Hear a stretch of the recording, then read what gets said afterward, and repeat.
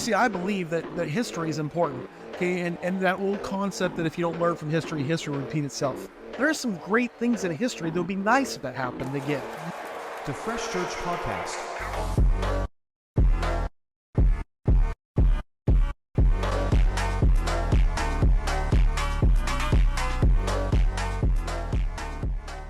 Hey everyone, and welcome to the F.R.E.S.H Church Podcast, a place where innovative ingredients and time-honored disciplines fuse together to create a fresh ministry model that actually works. Hey, if we haven't met, I'm Pastor Tony Kensinger. Hey, and I would love it if you would give us a follow. Every week we meet together here, and I'd love for you to be part of the conversation. On today's show, I want to share something a little bit different. You see, sometimes in our podcast, we share about vision, about what's going on and why we do things the way we do. Sometimes we push things a little bit. We want to challenge you to think differently, to look outside the box. Sometimes we're going to give you some very hands-on pieces to help you get through some challenges you might be going through. But in the midst of all of that, we're constantly sharing about the vision and the power of having a fresh ministry model. So today I want to ask a question. What is the F.R.E.S.H covenant? Wow, that's a big word, right?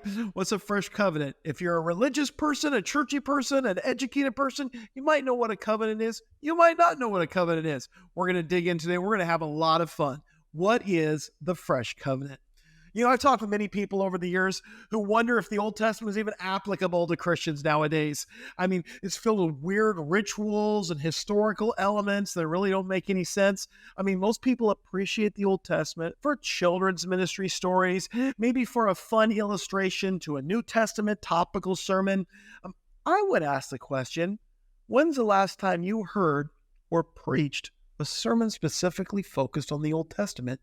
And I'm not talking maybe a specific story about a person in one little spot.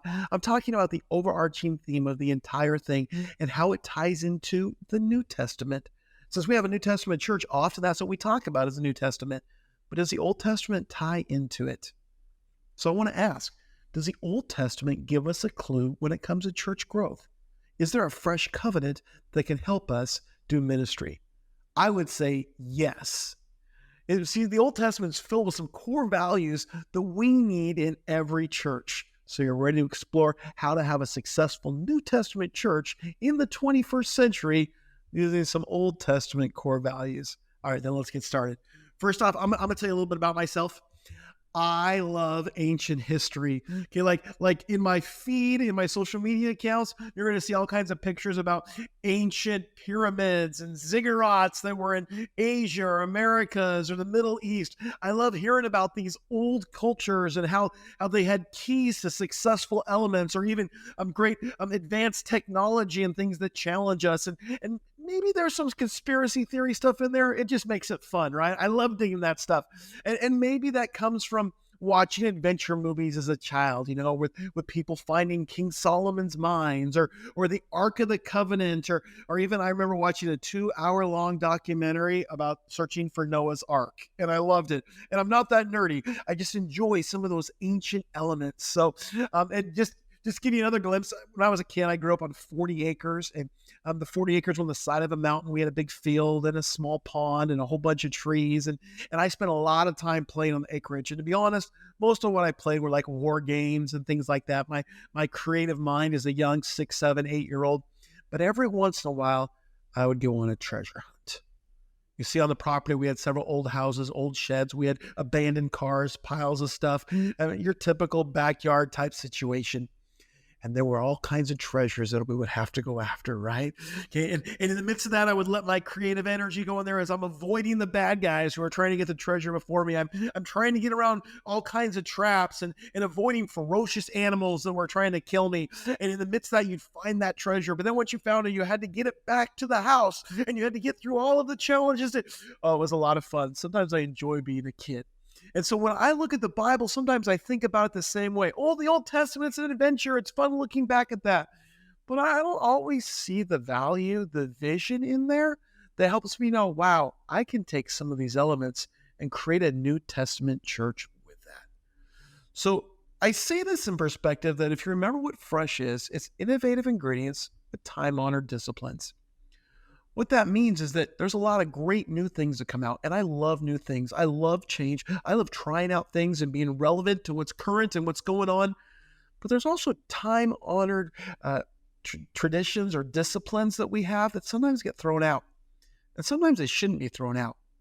You see, I believe that history is important, okay, and that old concept that if you don't learn from history, history will repeat itself. But there are sometimes that history should repeat itself. There are some great things in history that would be nice if it happened again. And I want to learn from that. And so as I dig into the Old Testament, those are some time-honored disciplines in there that will help me as I have a New Testament church. I just take some innovative ideas and I fuse it with it. I help grow it accordingly. And so if I was to help coach you and your team, I'd take you on a journey of exploring what these time-honored disciplines are and how that would work into your church with the innovative ideas and stuff that you're currently doing in your culture, in your city. And if that's something you'd like to find out more about, you can schedule a time to talk with me on our website at www.freshmin.org. And so we have some core values, as I mentioned before, that help us answer the why behind everything that we do. And so if we're going to have innovative ingredients, if we're going to have time-honored disciplines, we need to know why we're doing them. Okay, why we are fulfilling those core values of FRESH: family, relationship, experience, safety, and hope. And so here's the question, Pastor Tony, why do you think those are core values? Great question. You see, when I dig into the time-honored disciplines of the Old Testament, I see a fresh covenant. Okay, let's dive into that. Are you ready? Okay, so most people, when they think of the Old Testament, they have some characters that they might think of. So like if you grew up in church, you might be familiar with like Joshua and the Battle of Jericho, or Daniel the Lion's Den, Jonah and the whale. If you didn't grow up in church, you're probably not very familiar with Old Testament people, except for in studies or special things, unless you've actually to make it a point to read through the Old Testament. Most of your discipleship probably came from the New Testament. I remember a leader once in our kids ministry who was teaching in her class, a preschool class. And I walked in, I was listening, I was like, what is she saying? And she was talking all about Elisha, okay? Except for she wasn't calling him Elisha. She was saying Elisha and referring him as a her because she didn't know any better. And I was like, oh, you know what? She's never been taught some of those Old Testament elements, Elijah and Elisha. And so I had to walk through them. I remember talking with another adult after a sermon, and the lead pastor, when he got done speaking, the guy beside me leaned over and you're like, who's this Samuel guy that he's talking about? Seems like a pretty cool guy. I'd like to meet him. I'm like, yeah, he's dead. Okay, because he didn't understand it was an Old Testament person. And so when I look quickly through the Old Testament, there are 5 people that stand out, 5 core people throughout the Old Testament, the Bible there. And that would be Adam, Noah, Abraham, Moses, and David. Yep, you're familiar with all of them, whether you're a pastor, kids pastor. I mean, if you're a kids pastor, you've probably told lots of stories about those characters. If you're a youth pastor, you've probably jazzed up those stories. I mean, Noah, he was on a cruise liner, okay, and he had all the animals and a huge buffet. And, maybe you're talking about David and his NFL throwing abilities or whatever.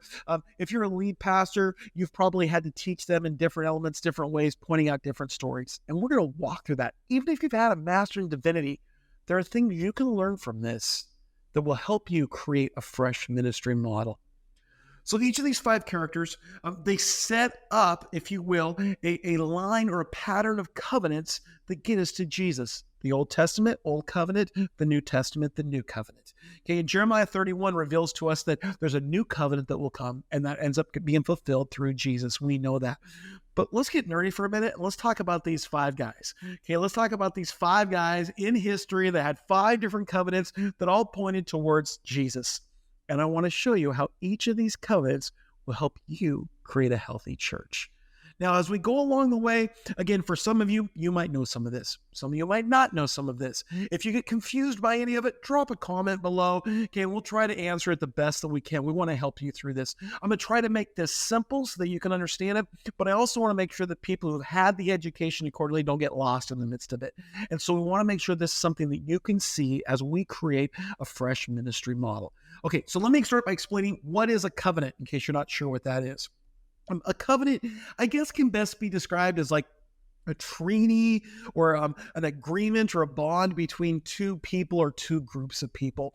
And specifically, when we see a covenant in the Bible, it's set up in a particular historical method, if you will. So there's one person who gives the covenant. That would be a king, a ruler, someone in authority. In the context of our Bible, that person in authority is Yahweh, that is God, who is given a covenant with somebody who is under their authority, or if in case of a king, it would be somebody who's subordinate to them. And so this is God creating a bond, a treaty, an agreement with us as humans, okay? And in the midst of that, there is God, provider, protector, overseer, who provides for those that are underneath that authority. And in return, they simply ask that you obey, that you worship, that you serve them accordingly. And if you do that, there are blessings. And if you don't do that, there are curses. And each one of the covenants that you see in the Bible is that God lays out a principle, a practice for the people that are underneath him in authority, those 5 different people that I mentioned a minute ago. And as long as we adhere to that, there's blessings. And when we sin, we break that, there's curses that go along with that. And the Bible is, honestly, the whole way through the Old Testament is just simply talking about how men keep messing it up. God provides a way, men mess it up. God provides a way, men messes it up. Okay, so we still have that same problem, in case you haven't noticed. We've got Jesus who's provided the way, and yet our churches still have all kinds of issues with it. Well, that's why we need to understand the importance of having that fresh covenant. So let's go way back to the beginning. Let's talk about Adam for a minute, okay? Hope I haven't lost you, okay? So picture Adam for a minute, okay? Don't picture him too much because he's naked, okay? And so we got Adam. He's in the garden. He's there with Eve. We know this story, right? God took 6 days. He made everything in order, beautiful, perfect, and he created Adam. He breathed into the mud and created the first man. God had relationship with Adam. They walked together, they talked together, and he gave authority to Adam and to Eve. They named the animals. They were to be fruitful and multiplied, subdue the earth. This was the first covenant that we see. This is a relationship between God and man. This is the Adamic covenant. And of course, we know the rest of the story, that Adam and Eve, they sinned, they broke it, and there had to be a second part to that covenant that talked about the fact that this is how that Satan was going to be crushed someday by the offspring of Eve, which we know is Jesus. But in the midst of that initial relationship between God and man, there was a covenant that was made. We see a relationship there. Then we move a little bit farther. 1,000, 2,000 years go by, and along comes Noah. Okay, and the earth, it was wicked. I mean, everything was just literally going to hell. Okay, and along comes Noah, a righteous man, and God says, I'm going to remove it all and start over again with you. And he asked Noah to build a great big boat. He puts the animals on the arky, okay? And for over a year, the whole family's hanging out on a boat. They land on a mountain, and they give a sacrifice. And in the midst of that, God creates his second covenant, the Noahic covenant. And with that, he says that he will never destroy the earth again. And God signs it with a rainbow in the sky. He once again lets Noah know that he is now part of in a relationship with God. It's a continuation of the Adamic one, such that there's relationship there. And with that there's going to be hope in the future. You see, when there's a promise, you have hope. Hope is a confidence that comes from knowing what God has already declared for your life will actually happen. Let me say that again. Hope is a confidence that comes from knowing that what God has already declared for your life will actually happen. Well, my hope as a New Testament believer is that what Jesus said he will do, he'll actually do it. But you know what? That's the same hope in the Old Testament, that what God said was going to happen, what Yahweh said was going to occur, occurred through Jesus. That's hope. Suddenly, in the midst of everything going on, a new earth that Noah and his descendants are going to repopulate, we have hope. Now, you see, both Adam and Noah's blessings and curses, the covenant that they had, was for all mankind. But then as we continue through the book of Genesis, we see that the covenants get a little bit more specific with specific people groups. And along comes this guy named Abram, who eventually becomes Abraham. Okay, and he's found righteous. He obeys God. He leaves his family and heritage in the city that he grew up in, and he moves to a new land, a new opportunity that God directs him to.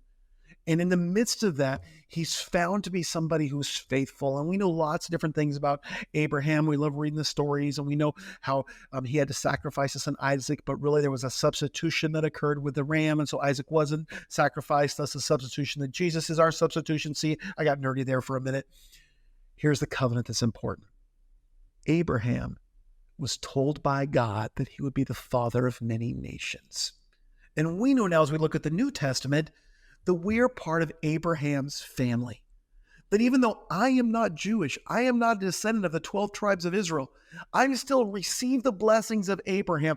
I'm part of Abraham's family because of Jesus, I'm now a joint heir with him. I'm now part of God's family. Jews and Gentiles, we are one. Abraham became the father of many nations, more than he could count, more than the stars in the sky or the sands in the sea. You see, family is important to God. And we are now all part of Abraham's family, thus in turn, God's family. All right, let's keep going. Okay, so we've got Adam, okay, and he's that symbol of relationship. We've got Noah, that we get to see hope in the midst of that. We've got Abraham, who talks all about family and how he gets to be the father of many families. And then you got, let's see, from Abraham, you got Isaac, and then Jacob and Esau, and Jacob has 12 kids, and 400 years later, they're in slavery in Egypt. Okay, and along comes this guy named Moses, right? Let my people go. And there's the plagues that happen on Egypt, and they cross the Red Sea, and they go to the mountain, and God appears, and everybody freaks out, and Moses goes up on top of the mountain, and he gets the 10 commandments. He actually gets like 600 commandments, okay? And as you read through the Torah, the Pentateuch, we get to see the law that God provided. You see, God provided throughout half of Exodus, the book of Leviticus, and half of Numbers, and then kind of repeats a lot of that in the book of Deuteronomy, a best practices, a policies and procedures. We call that safety. You see, he was able to show them, hey, when you mess up, when you sin, here's how you correct it. But better yet, here are things that you should do to stay healthy. Don't eat these things because they're going to mess you up. Don't live this way. It's going to mess you up. Don't be around people that make these choices. It's going to cause you to sin. Okay, God was actually putting together a plan to help them not do bad things. But when they sinned, here was a way to restore that. And all of a sudden, we have this covenant with Moses, this covenant that requires law, that puts in a framework in place, just like a safety handbook would for your church, just like a safety process, because God wants us to know that when we're in relationship with him, it's safe. And so after Moses, we move down the line a little ways, and all of a sudden we come across this guy named David. And we know David, right? He's a shepherd boy. God picks him to be king. Then all of a sudden he's out on the field. Out comes Goliath, this 9-foot giant. He takes a rock, takes Goliath down. He ends up becoming king, but only after several years of being in the wilderness. He writes a whole bunch of songs. Okay, he does some really bad things that we don't like to talk about very often, at least in kids ministry, but in youth ministry we talk about it all the time because there's all kinds of drama in there. Okay, and that's David. But in the midst of that, we see after David is brought for the most part peace to his nation. He's conquered most of his enemies. He's unified Israel. He's created a place for his son to be able to inherit. He finishes building his palace. And then he looks and he sees that the Ark of the Covenant, the place that God resides, is still in a tent. And he was like, wait a minute, I want God to have a home. I want God to have a home here on earth where we can go, we can worship him, where we can exalt him, okay, where we can put him first. We want to have an experience with God, a place that he can reside, his home here on earth. And God's pleased by this. He loves the heart of David, and he makes a covenant with David that he would actually build the house of David, that David would always have a king on the throne. And we know that eventually that Jesus is the King of Kings and the Lord of Lords. And that David's covenant became fulfilled through Jesus, as we see through the genealogies that we all love to read through, right? Okay, so why do we share all of this? Well, we got 5 different covenants. We got 5 different people. Okay, so let's just look through them for just a minute. You've got Adam. He's got relationship, a covenant based on relationship with God. Okay, there's authority that goes with it. There's all different aspects, but we see relationship as a key component of that. Noah, it's the promise of God, the hope that it's going to be okay. Abraham, it's about family. Okay, it's about him being the father of many nations. Moses, it's about safety. It's about the law. It's about processes, policies, and procedures. And David, man, it's about the experience. It's about as we move forward accordingly and what that's going to look like. And then along comes Jesus. And Jeremiah 31 told us there would be a new covenant, And Jesus fulfilled all 5 of those covenants, and he created a new covenant. He created a covenant where family was important and that all of us get to be part of God's family. He created a covenant where relationship with God is important, that we can boldly go into the throne room, that we can bring our prayers and petitions before him and know that he is there as an advocate for us. We know that an experience is important as we see signs and wonders and miracles throughout Jesus' life in our own lives, as we have authority here on earth and that we can build a home for him. And it's not about building a great big building, not even a church building. It's know ye not that we're the temple of the Holy Ghost, that his temple he resides within us. And finally, it's all about hope. And for us, it's a different kind of hope. It's not the hope of a rainbow. It's the hope that someday Jesus is coming back and we will reign with him in eternity in heaven. How exciting is that? You see, that's the fresh covenant. See, Jesus brings a new covenant, and I think it's pretty fresh. So as you're looking at why should we have a fresh ministry? Why should we have a fresh philosophy? You can see throughout the Old Testament, Jesus fulfilled all of that. And so when it comes to why should we have church, it's pretty simple. We should have church that we can be a family, that we can love people no matter what their background is, what their ancestry is, what their ethnicity is, that we're in relationship with God, and that we're in relationship with others, that we're growing authentic relationships, that we have experiences where we can taste and see that the Lord is good, that we can see miracles happen, that we can just enjoy worshiping him, that we're safe. We're providing safe places for people to be able to live the lives that God's called them to live. Now we can give hope. And it's not my hope. It's not anything that I'm doing. It's a hope in Jesus. So that's a little bit of the vision of Fresh. And I hope you can see that it's throughout this whole Bible. It's all the way in there. And you're like, okay, that was kind of deep. Okay, that was not exactly where I thought you were going to go, Pastor Tony. Yeah, that's okay. See, what's important is that we can have lots of fun experiences. We can have lots of great times. We can even challenge things. But we need to know, I even need to know why I do what I do. Why do we have a fresh ministry? Family, relationship, experience, safety, and hope. And so in closing, I would like to just take a minute as we've kind of taken kind of an educational loop with this. We've looked at things a little bit different than usual. We've cast vision. We've let you see where fresh comes from in the Bible, Old Testament, New Testament, how it's through there. We use a big word covenant. Okay, and we put that out through all the process.